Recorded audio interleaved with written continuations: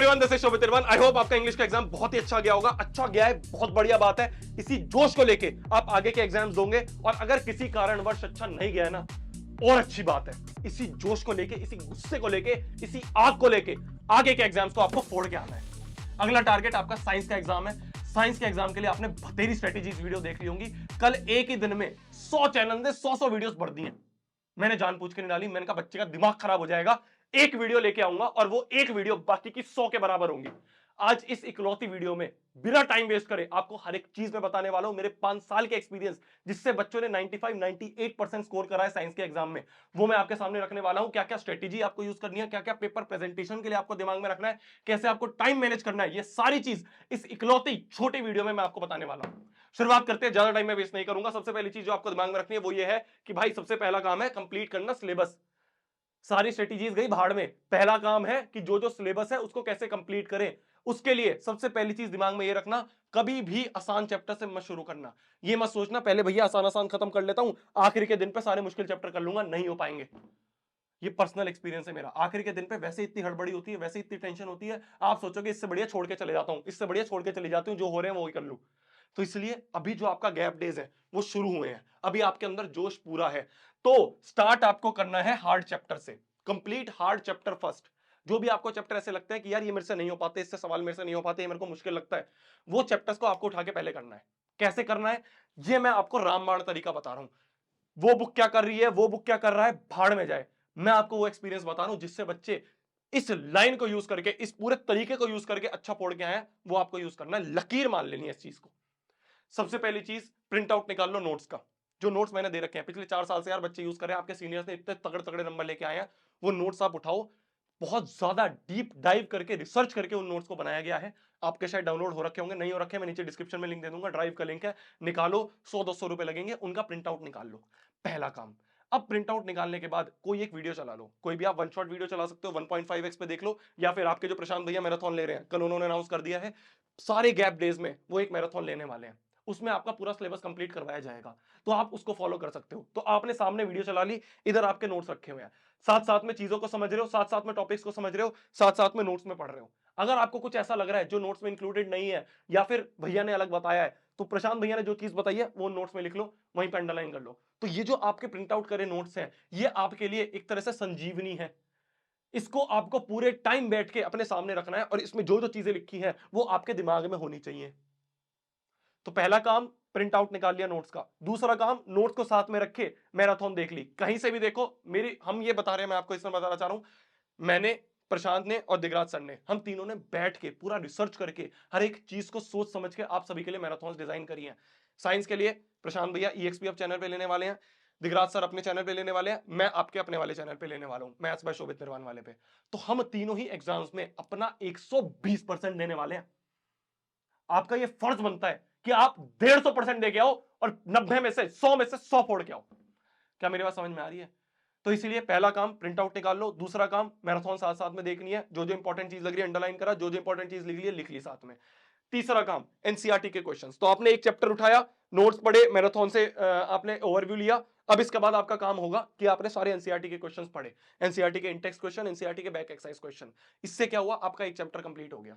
अब जो मैंने आपको एक्टिविटीज की बुकलेट दे रखी है, एक्टिविटीज की आपको एक बुकलेट दे रखी है, वो भी डिस्क्रिप्शन में दे दूंगा। उसमें आसान भाषा में, पूरी यूट्यूब पे किसी ने नहीं दे रखी, मैंने पिछले 2 साल से उसको दे रहा हूं बच्चों को।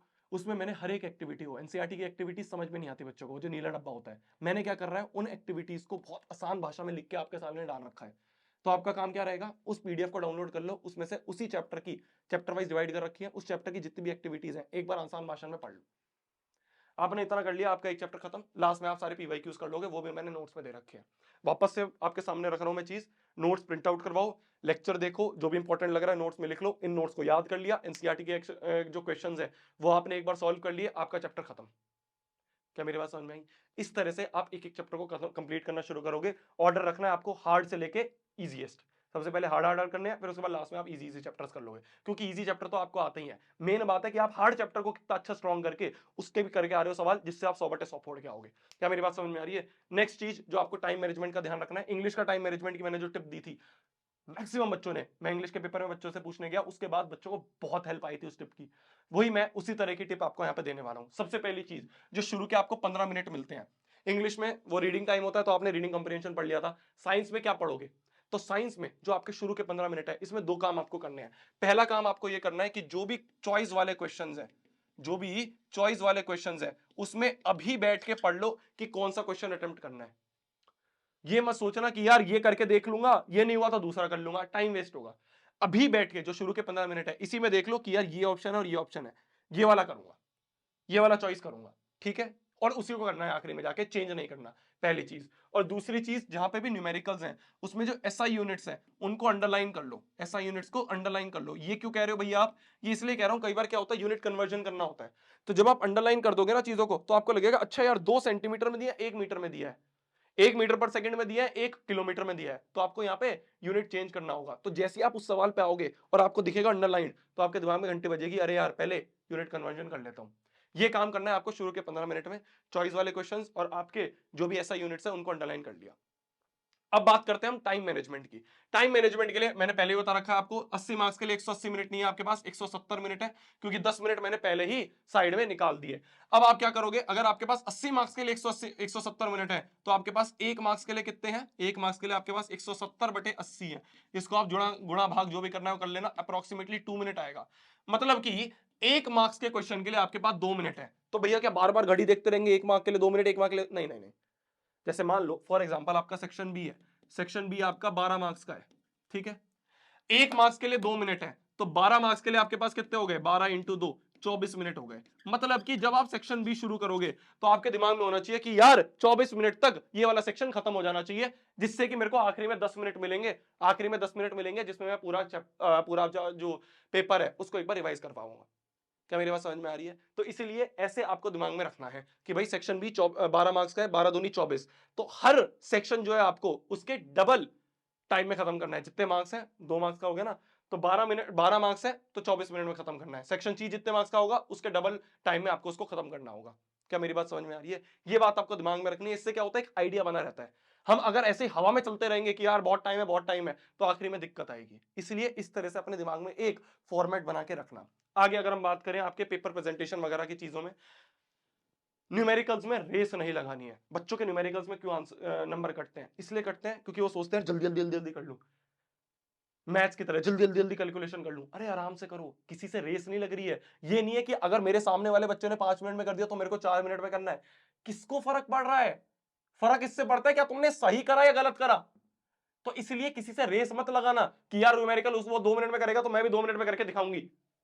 आराम से करो, एक एक स्टेप को वापस से ऊपर ऊपर देख के देखते हुए चलो। कि जैसे आपने मान लो एक स्टेप करा, आपने 2 स्टेप करे, 3 स्टेप करे, 4 स्टेप करे, अब चौथे स्टेप पे 1 सेकंड के लिए रुक जाओ, देख लो कहीं मैंने ऊपर पिछले 3 स्टेप में गलती तो नहीं करी।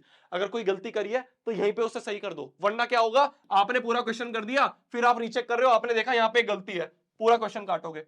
तो इसलिए 2-2 सेकंड लेके बिल्कुल बच्चों की तरह प्यार प्यार से 4 into 2 = 8 होता है, ये भी साथ साथ में लिख के इस तरह से आपको पूरे न्यूमेरिकल्स को करना है। न्यूमेरिकल्स बहुत आराम से करना, मुश्किल होते हैं इसलिए होते हैं क्योंकि बड़ी बड़ी कैलकुलेशन होती है। बिल्कुल बच्चों की तरह करोगे, आराम आराम से एक एक स्टेप को बैक चेक करते हुए करोगे, अच्छे से हो जाएगा।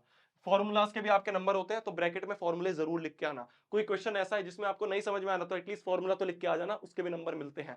तीसरी चीज, रफ पेज को इफेक्टिवली यूज करना है। ये यूट्यूब पे सबसे पहली बार हम लेके आए थे, पिछले 2 साल से मैं आपको भी बता रहा हूं, आपके सीनियर्स को आपको भी बताता हूं। देखो, मान लो आपका क्वेश्चन पेपर इस तरह के है, मान लो 2 3 4 5 8 10, ये जो नंबर है आपके, ये सारे न्यूमेरिकल्स हैं। मान लो 2 3 4 क्वेश्चन, 5 क्वेश्चन, 8 क्वेश्चन और 10 क्वेश्चन, ये न्यूमेरिकल है आपके। तो आपने क्या करा, आपके आंसर शीट का लास्ट वाला पेज जो है उसको रफ पेज लिखा, और आपने क्या करा, जितनी भी कैलकुलेशन वगैरह थी वो आपने मान लो दूसरे क्वेश्चन की यहां कर ली, तीसरे क्वेश्चन की यहां कर ली, चौथे क्वेश्चन की यहां कर ली, पांचवें क्वेश्चन की यहां कर ली, आठवां क्वेश्चन की आपने यहां करी, पर आपका आठवां वाला क्वेश्चन नहीं हो पाया, तो आपने उसके लिए ब्लैंक पेज छोड़ दिया। फिर आपने 10वें क्वेश्चन की यहां करी, ये भी नहीं हो पाया। तो ये 4 क्वेश्चन हो गए थे, ये और ये नहीं हो पाए। अब आप क्या करोगे, वापस से जब पूरा पेपर हो जाएगा तो इसको वापस से अटेम्प्ट करोगे। जब आप वापस से अटेम्प्ट करोगे तो यहां पे तो आपको उसका सोल्यूशन मिलेगा नहीं, यहां पे तो आपको उसकी कैलकुलेशन मिलेगी नहीं, क्योंकि यहां पे तो आपने खिचड़ी पका दी है। तो इसलिए आप क्या करोगे, फिर से 8वां क्वेश्चन फिर से सॉल्व करोगे। तो ये 2-2 बार आप क्यों सॉल्व कर रहे हो, 2-2 बार क्यों कैलकुलेशन कर रहे हो? ये मैंने जेई में सीखा था हमारे टाइम पे। हमारे क्वेश्चन सर ने क्या बोला, उन्होंने कहा जब भी आप रफ पेज बनाओ ना, तो जब भी आप कैलकुलेशन कर रहे हो रफ पेज में, तो एक ब्लॉक ब्लॉक बना के करो।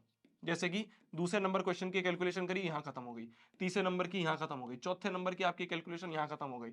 मान लो पांचवें क्वेश्चन की आपने करी, नहीं हो पाया, तो उसको वहीं पे जाके यहीं छोड़ दो, जिससे कि जब आप वापस से पांचवा अटेम्प्ट करो तो आप इसी वाली कैलकुलेशन को देख लो, अगर कोई यही गलती है तो यही ठीक कर दिया, वापस से आपको पांचवें क्वेश्चन की कैलकुलेशन करने की जरूरत ना पड़े, टाइम बचेगा।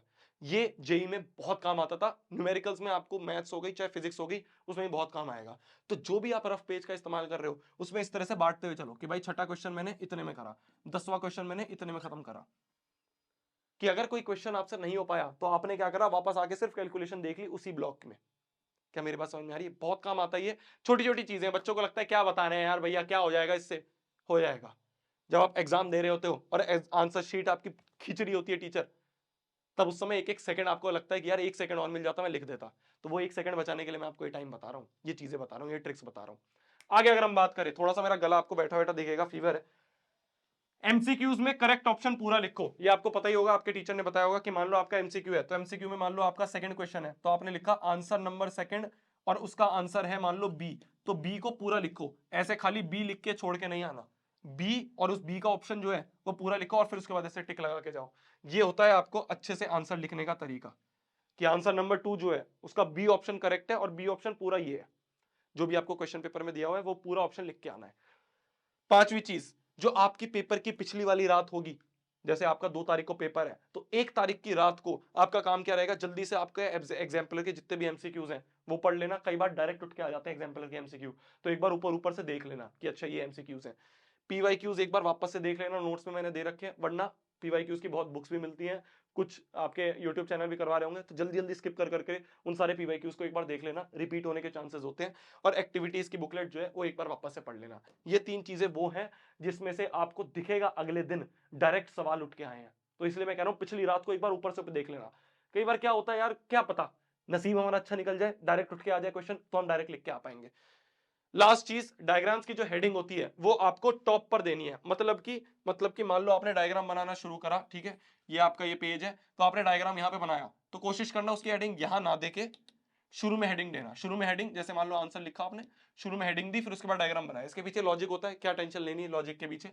अभी ये समझ लो कि जब भी आपको आंसर लिखना होगा तो आंसर लिखा, पहले डायग्राम का हेडिंग बनाई, फिर उसके बाद डायग्राम बनाया और सारी लेबलिंग जो है आपने वो यहाँ पे अच्छे से कर दी।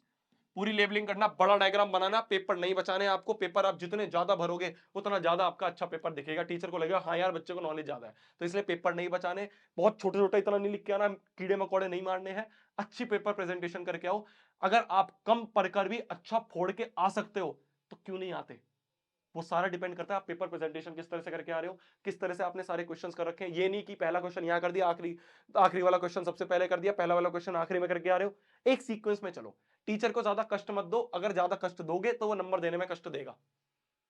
टीचर एक 5वीं क्लास का बच्चा, इस बात को हमेशा दिमाग में रखना। इसलिए हर एक क्वेश्चन को, हर एक आंसर को अच्छे से आपको एक्सप्लेन करके आना है। इसी के साथ आज की वीडियो को समाप्त करते हैं। आई होप आपको हर एक चीज पता चल गई होंगी। ऑल द वेरी बेस्ट, आप बहुत अच्छा फोड़ के आओगे, बहुत अच्छा, ठीक है। कम पढ़कर भी जो बच्चा फोड़ के आए उसे एक लेजेंड कहते हैं, और तू तू एक लेजेंड है, ठीक है।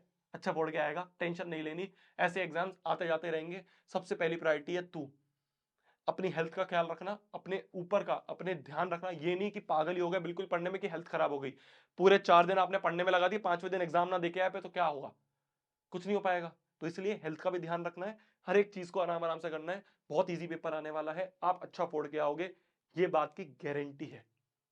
बाय बाय, टेक केयर, मिलते हैं अगली वीडियो में। तब तक के लिए भाई पढ़ना है, फोड़ना है, कहर मचा देना है, आग लगा देनी है। Bye, best of luck. Shobhit भैया आपके साथ हमेशा है, भगवान जी से मैं प्रेयर करूंगा आपका पेपर बहुत अच्छा जाए। बाय बाय बाय, जाओ जाओ पढ़ लो। कुछ और चीज मेरी तरफ से चाहिए हो तो प्लीज बताना कमेंट सेक्शन में, मैं आपके लिए 24/7 खड़ा हूं, लेके आ जाऊंगा। बाय बाय, जाओ पढ़ लो, बाय बाय बाय, पढ़ लो अब।